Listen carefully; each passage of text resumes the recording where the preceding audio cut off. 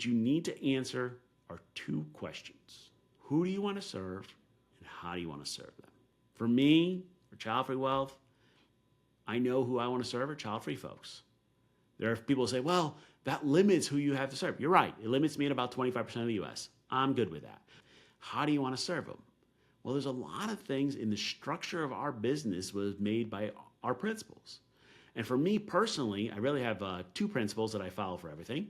One is from Zig Ziglar. You can have everything in life you want if you just help enough other people get what they want. It's really a servant leadership approach, and that's the way we do it. We give away a lot, we help a lot, and hope to make it back on the back end. And the other one is from Scrooge McDuck.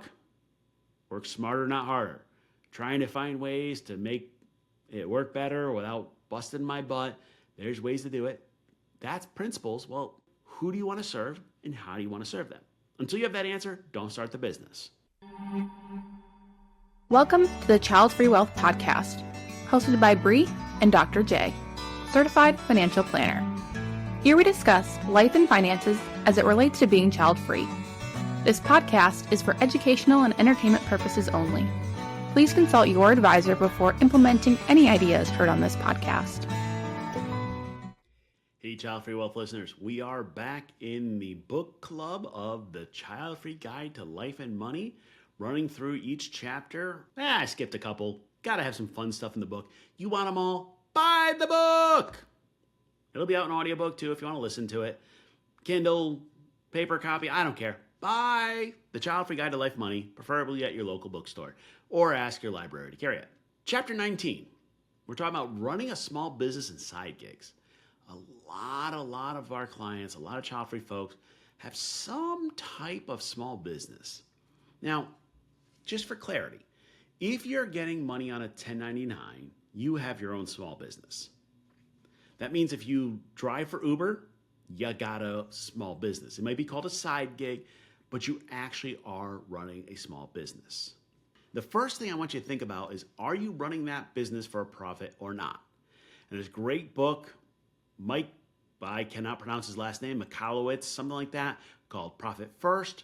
Great framework for how to actually know if you're making a profit, but you need to think about the purpose of the business. I kind of have a little test. I used to call it the McDonald's test, which is if you can make more per hour working at McDonald's, you probably should if your small business is not making that much. Now, if you're doing it for a passion project, awesome, different answer. If you're doing it for profit purpose, you need to know your numbers. And what happens is when people run small businesses, often like their personal finances and their business finances become like smushed together. Keep in mind, you should always keep separate bank accounts between your business and your personal. You want to have that separation because at least if nothing else, it tells you how you're doing. But you also don't want to like go, okay, well, I'm broke this week, so I have to work more, or I made more money, so I'm rich. Like, you want to get off the roller coaster. You want to have a plan for your business. You actually end up having to create a financial plan for your business, same as your own personal financial plan. They run differently. You may end up wanting to create an emergency fund for your small business. You will want to have a budget for it. You need to have a plan.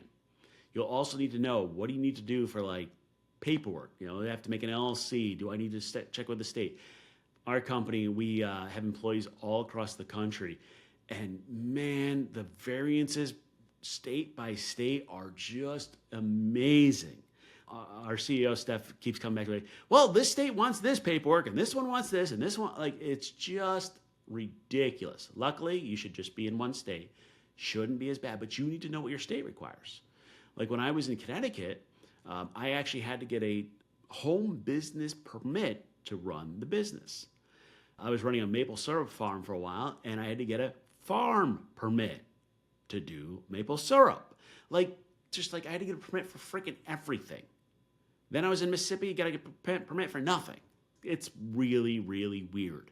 You need to figure that out from your business. Now, if you are running a small business, you also end up with some opportunities that you don't get if you're running a job. So, for example, if you have a small business or other 1099 income, you can set up a solo 401k and actually contribute as both the employer and the employee. Now there's some guidelines on that, but just go with me. You can possibly put a lot more money aside if you're running your own small business. There are limits, but you can do a lot of fun things there. You don't have to just put into your IRA. You can also set up, essentially benefits plans and pay for it as appropriate. If you're running a small business, you're self-employed, you can write off part of your healthcare costs. There's a lot of things you can do by running a small business. Now, a lot of people that are running small businesses are doing passion projects. I had somebody really interesting. They wanted to start a business doing decorated flower pots. Cool. I have no clue how much money that business is going to make. Might make a bunch, might not. I don't know. You have to know, is that business going to make money or not? And if you want to run a cupcake shop and it's not going to make a lot of business, if it doesn't cost you money, maybe you can. This is part of that life plan of what matters to you. I had somebody that had a really cool idea, and I've seen this in life. They wanted to run the small corner used bookstore with the coffee house in the back. We had one of these when I was in Connecticut. Really cool little place. Tell you, bookstores don't usually make a lot of money.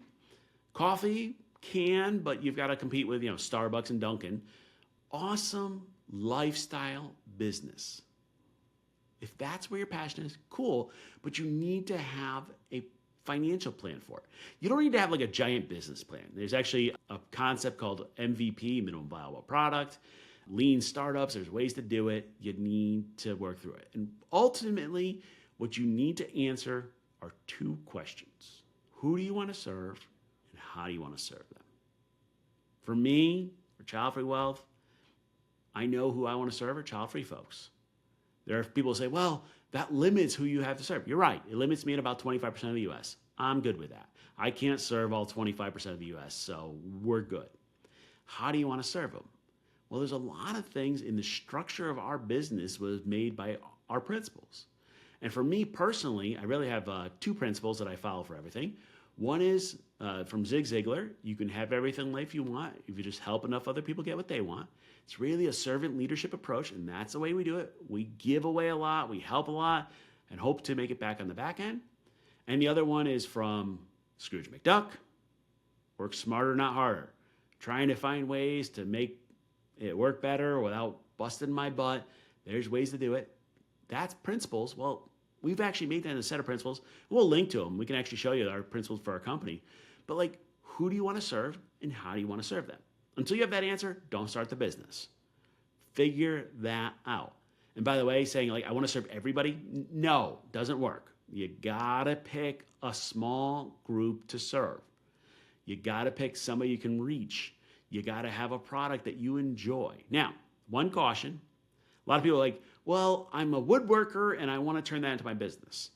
Well, the best way to turn your hobby into something you hate is to make it into a business. Just saying. You gotta think long and hard about, do you want to do that as a profit motive? I had some folks, they made some awesome jewelry. Really cool. Handmade, everything. I don't think they were charging enough money, but we'll come back, we'll let that go. But then they would put it out there, people are like, oh, that's ugly. Well, anytime you put a product out there, people are going to judge it.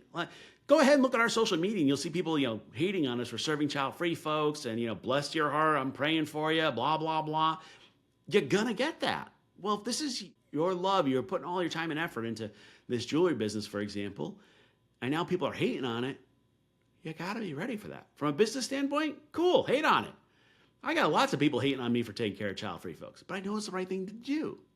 But if it's your hobby and it's something you're passionate about, you might not be ready for that. You need to have a plan for your small business, and you need to have a plan for your finances, and you need to make sure they both come together and allow you to live your life. If you enjoyed the show, please consider leaving a rating or review. We'd love to keep the conversation going. Please let us know your thoughts wherever comments are available, or email us at media@childfreewealth.com. To stay up to date, find and follow Childfree Wealth on social media. If you're interested in working with us, learn more by visiting our website, childfreewealth.com. We'll see you next time.